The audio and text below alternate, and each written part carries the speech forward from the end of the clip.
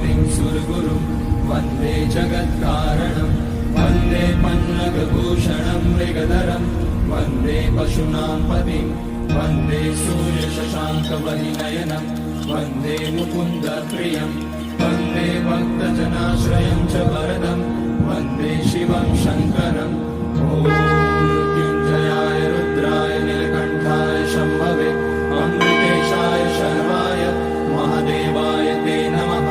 नमस्तेऽस्तु भगवन् विश्वेश्वराय महादेवाय त्र्यम्बकाय त्रिपुरान्तकाय त्रिकाग्निकालाय कालाग्निरुद्राय नीलकण्ठाय मृत्युञ्जयाय सर्वेश्वराय सदाशिवाय श्रीमान् महादेवाय नमः। ॐ नमः शम्भवाय च मयोपवाय च नमः शङ्कराय च मयस्कराय